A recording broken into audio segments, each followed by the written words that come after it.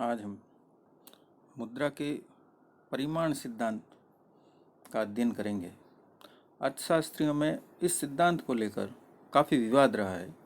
इस सिद्धांत के समर्थकों ने कीमतों पर मुख्य प्रभाव मुद्रा की पूर्ति का माना है। उनके अनुसार मुद्रा की पूर्ति के परिवर्तन मूल्य स्तर को प्रभावित करते हैं। इस अध्ययन में हम मुद्रा के परिमाण सिद्धांत के नकद सौदा दृष्टिकोण क्वांटिटी थ्योरी ऑफ मनी के अंतर्गत हम केस ट्रांजैक्शन अप्रोच का अध्ययन करेंगे। जो प्रतिष्ठित अर्थशास्त्री हुए हैं उन्होंने कीमत स्तर के परिवर्तनों के लिए मुद्रा की मात्रा के परिवर्तनों को जिम्मेदार माना था। यही नहीं बल्कि मुद्रा परिमाण सिद्धांत अपने कठोर रूप में ये कहता है कि जिस अनुपात में मुद्रा की मात्रा बढ़ती है उसी अनुपात में सामान्य कीमत स्तर भी बढ़ जाता है। जैसे यदि मुद्रा की मात्रा को दुगना कर दिया जाए तो सामान्य कीमत स्तर भी दुगना हो जाएगा, और मुद्रा की मात्रा को आधा कर दिया जाए तो सामान्य कीमत स्तर भी आधा हो जाएगा। तो इस प्रकार से जो प्रतिष्ठित अर्थशास्त्री है वे सामान्य कीमत स्तर के परिवर्तन का कारण मुद्रा की मात्रा के परिवर्तन को मानते हैं। मुद्रा के परिमाण सिद्धांत की चर्चा प्राचीन अर्थशास्त्रियों ने भी की थी। इनमें डेविड ह्यूम ने सबसे पहले 1752 ईस्वी में इसकी व्याख्या की थी। उसके पश्चात रिकार्डो, जॉन स्टुअर्ट मिल व अन्य प्रतिष्ठित अर्थशास्त्रियों ने इस सिद्धांत का समर्थन किया था। लेकिन इस सिद्धांत को 1911 में प्रोफेसर इरविंग फिशर ने अपनी पुस्तक the purchasing power of money में उसके सौदों व लेन देन के दृष्टिकोण का विस्तृत रूप से विवेचन किया था, जो आगे जाकर काफ़ी लोकप्रिय हुआ। अपने कठोर रूप में जो मुद्रा का परिमाण सिद्धांत है उसको हम एक तालिका के द्वारा आसानी से समझ सकते हैं। इस तालिका में दिया गया है कि जब मुद्रा की मात्रा दुगनी कर दी जाती है तो सामान्य कीमत स्तर भी दुगना हो जाता है, लेकिन मुद्रा का मूल्य आधा रह जाता है। यानी मुद्रा की मात्रा और सामान्य कीमत स्तर में सीधा संबंध है, जबकि मुद्रा की मात्रा और मुद्रा के मूल्य में विपरीत संबंध है।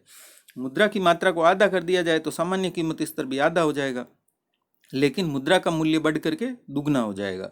इसी प्रकार से मुद्रा की मात्रा को अगर चौगुना कर दिया जाए तो सामान्य कीमत स्तर चौगुना और मुद्रा का मूल्य चौथाई रह जाएगा, 1/4 रह जाएगा। अगर मुद्रा की मात्रा को हम 1/4 कर दें तो ऐसी स्थिति में सामान्य कीमत स्तर भी घटकर 1/4 हो जाएगा, लेकिन मुद्रा का मूल्य बढ़ करके 4 गुना हो जाएगा। तो मुद्रा के जो परिमाण सिद्धांत के दो रूप हैं, जिसमें सौदों का दृष्टिकोण तथा नकद बकाया दृष्टिकोण कहा गया है। सौदों का दृष्टिकोण जो है मुख्यतः इरविंग फिशर के नाम के साथ जुड़ा हुआ है, जबकि जो नकद बकाया दृष्टिकोण है वो कैम्ब्रिज विचारधारा के साथ जुड़ा हुआ है, जिसमें मार्शल, पिगू, रॉबर्टसन तथा शुरू में जिसे किन्स ने प्रस्तुत किया था उसको भी सम्मिलित किया जाता है। हम इस वीडियो में केवल मुद्रा के परिमाण सिद्धांत के अंतर्गत सौदा दृष्टिकोण को ही जो है अध्ययन करेंगे, यानी केस ट्रांजैक्शन अप्रोच का अध्ययन करेंगे। तो प्रोफेसर जो फिशर है उन्होंने मुद्रा के परिमाण सिद्धांत को जो प्रस्तुत किया उसका जो मूल रूप था जो डेविड ह्यूम ने प्रस्तुत किया था उसका समर्थन एडम स्मिथ, डेविड रिकार्डो आदि ने भी किया था। लेकिन इसका जो सबसे अच्छा जो विस्तृत विवेचन है वो केवल फिशर ने किया है। इसलिए मुद्रा के इस परिमाण सिद्धांत को इरविंग फिशर से संबंधित किया जाता है।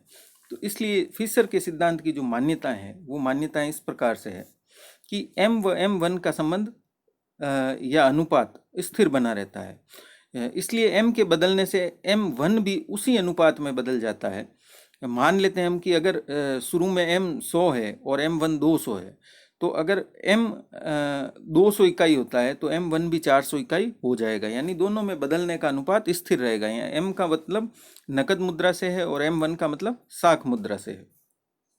नेक्स्ट है फिर कि जो आय का या मुद्रा की आय का जो प्रचलन वेग है, यानी अब आगे समीकरण में देखेंगे उसको v के द्वारा बताया जाएगा, वो स्थिर रहता है।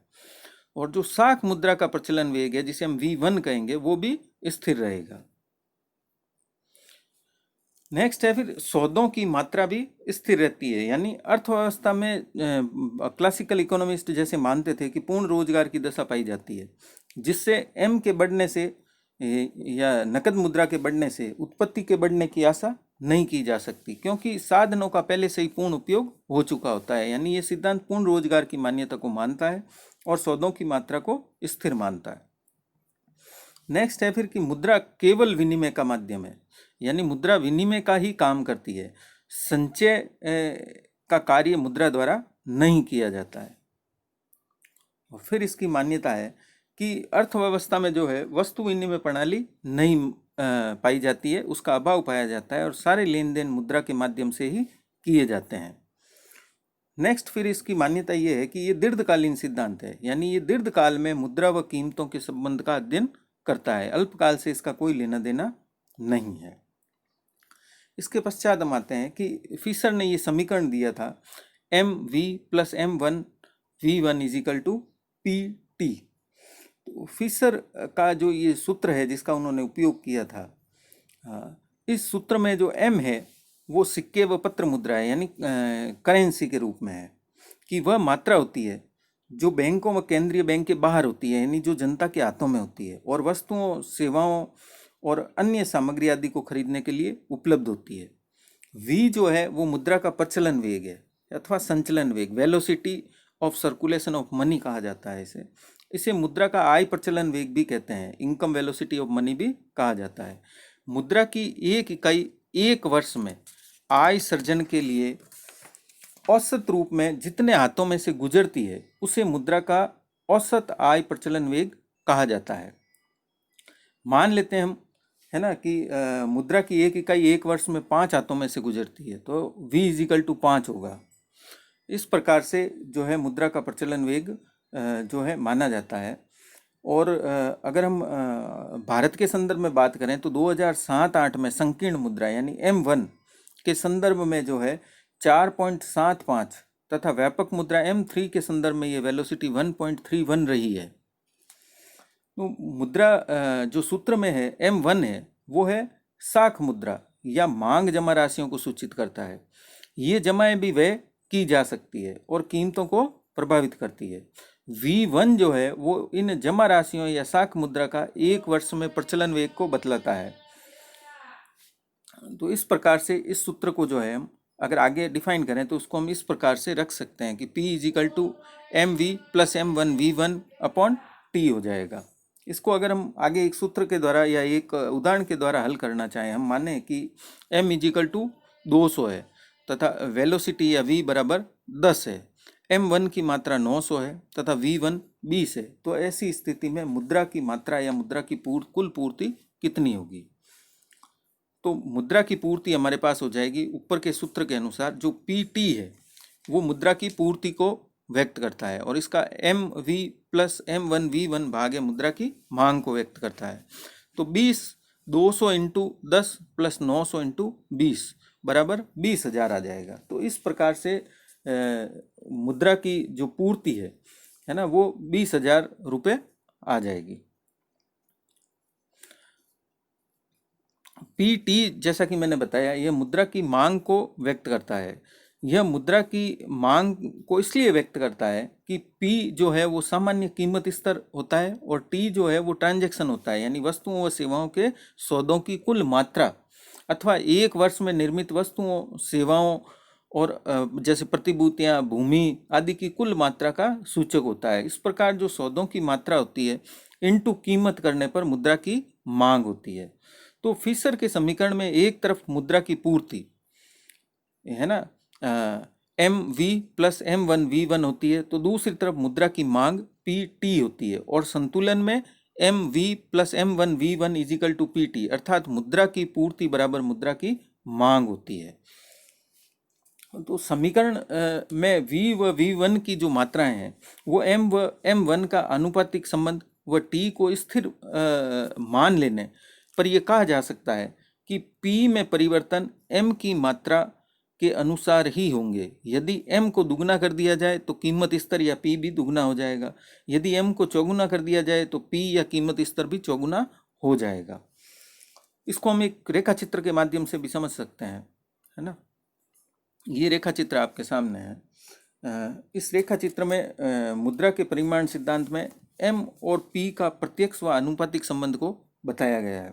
ओ एक्स अक्ष पर हमने मुद्रा की मात्रा यानी एम को मापा गया है, और ओ वाई अक्ष पर सामान्य कीमत स्तर यानी पी को मापा गया है।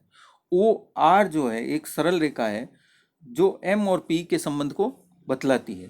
एम के मुद्रा की मात्रा के 100 से 200 करोड़ रुपए हो जाने पर कीमत स्तर या पी भी 2 से बढ़ करके 4 हो जाता है। एम के 100 से 400 करोड़ हो जाने पर पी भी 2 से बढ़ करके 8 हो जाता है। तो इस प्रकार से P is equal to function of M हो जाता है। तो यहाँ हम कह सकते हैं कि P is equal to function of M, यानी कीमत स्तर है वो मुद्रा की मात्रा का फलन होता है। यहाँ P और M में परस्पर आनुपातिक संबंध होता है, और M की मात्रा P की मात्रा को निर्धारित करती है। दूसरे शब्दों में हम कह सकते हैं कि P की मात्रा M की मात्रा पर निर्भर करती है। नेक्स्ट फिर हम आते हैं दूसरे चित्र पर। इस चित्र को देखिए कि इसमें जो है P पहले वाले चित्र में हम देख चुके हैं कि P के परिवर्तन मुद्रा के मूल्य को सूचित करते हैं। P के दुगना होने पर मुद्रा का मूल्य आधा, जैसा कि हमने सारणी में देखा था, और P के आधा हो जाने पर मुद्रा का मूल्य दुगना हो जाता है। मुद्रा की मात्रा के दुगने हो जाने से P दुगना हो जाएगा, लेकिन मुद्रा की का जो मूल्य है वो आधा रह जाएगा। इसी प्रकार मुद्रा की मात्रा चौगुनी हो जाए तो मुद्रा का मूल्य 1/4 रह जाएगा। इस चित्र को देखने से स्पष्ट हो जाएगा। चित्र में हमने ओ एक्स अक्ष पर मुद्रा की मात्रा व ओ वाई अक्ष पर मुद्रा का मूल्य मापा है। मुद्रा की मात्रा m से बढ़कर 2m हो जाती है, तो ऐसी स्थिति में मुद्रा का मूल्य 1/p से घट करके 1/2p हो जाएगा, यानी आधा रह जाएगा। और मुद्रा की मात्रा के 4m तक बढ़ जाने पर मुद्रा का मूल्य 1/4p हो जाएगा, यानी चौथाई रह जाएगा। यानी मुद्रा की मात्रा अगर दुगनी होगी तो मुद्रा का मूल्य आधा रह जाएगा, अगर मुद्रा की मात्रा चौगुनी होगी तो मुद्रा का मूल्य 1/4 हो जाएगा। तो इन बिंदुओं को अगर हम मिलाने से जो वक्र बनाएंगे, है ना, जो वक्र बनेगा जो इस चित्र में प्रस्तुत किया गया है, यह मांग वक्र की भांति नीचे की ओर आता हुआ दिखलाया गया है। ये एक प्रकार का आयताकार हाइपरबोला होता है, जो हमने माइक्रो इकोनॉमिक्स में पढ़ा था, इलास्टिसिटी इज इक्वल टू 1 में, है ना। ऐसा मांग वक्र जिसके प्रत्येक बिंदु पर मांग की लोच इकाई के बराबर हो, जिसे हम आयताकार हाइपरबोला कहते हैं। तो ये वक्र भी आयताकार हाइपरबोला ही होगा। इसके प्रत्येक बिंदु पर जो कुल क्षेत्र होता है वो समान रहता है, यानी O M into O 1/p। अगर इसका गुणा करें तो वो बराबर होगा O2m इंटू 1/2p के। तो इस प्रकार से जो कुल क्षेत्र है वो समान बना रहता है, और प्रत्येक आयत का जो क्षेत्रफल है यहाँ वो समान बना रहेगा। अब हम इसके पास पश्चात एक संख्यात्मक उदाहरण द्वारा इसको समझ लेते हैं। हम मान लें कि किसी देश में किसी वर्ष में मुद्रा की जो नकद मात्रा है या जनता के हाथ में जो मात्रा है वो m इजिकल टू 200 है, उसकी वेलोसिटी है वो 10 है। M1 या साख मुद्रा की मात्रा 900 करोड़ रुपए है और उसकी वेलोसिटी 20 है, और T यानी ट्रांजैक्शन या सौदों की संख्या 20,000 रुपये है। तो M के ऐसी स्थिति में कीमत स्तर क्या होगा, और यदि M बढ़कर 400 हो जाए तब कीमत स्तर क्या होगा। तो देखिए, जैसा कि हमारा सूत्र था, है ना, P is equal to MV plus M1 V1 upon T। तो अगर हम इस सूत्र में रखें तो M हमारा है 200 into velocity 10 plus M1 900 into velocity 20 बटा सौदों की संख्या कितनी हो गई, 20,000। तो इस प्रकार से 200 इंटू 10 2,000 प्लस 900 इंटू 20 18,000, तो ये हो जाएगा 20,000। तो इस प्रकार से हमारे पास आ जाएगा 20,000 बटा 20,000 इजिकल टू 1।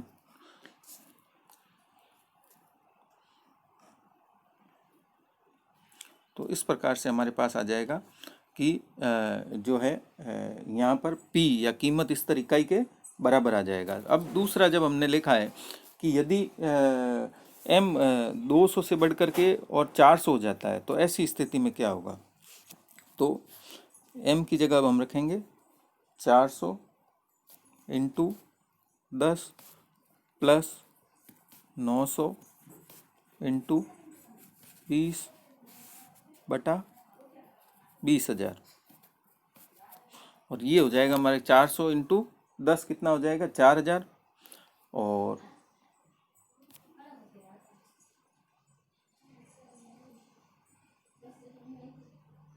एक मिनट, इसमें ये हो गया कि ये भी चूंकि हमने माना है कि m और m1 में उसी अनुपात में परिवर्तन होंगे, है ना, तो जब m दुगना हो जाएगा तो m1 भी दुगना हो जाएगा, और यहाँ हो जाएगा ये 900 की जगह 1800। तो अब हमारे पास आ गया 4,000 प्लस 18 दूना 36, 36,000 बटा 20,000। तो इस प्रकार से 4,000 प्लस 36,000 40,000 बटा 20,000 बराबर 2। तो इस प्रकार से दी हुई मान्यताओं के अनुसार, है ना, यदि हम m को दुगना हो जाता है तो ऐसी स्थिति में p या कीमत स्तर भी दुगना हो जाएगा। पहले जब m 200 था तो कीमत स्तर 1 था, अब m दुगना 400 हो गया तो ऐसी स्थिति में कीमत स्तर भी 2 हो जाएगा।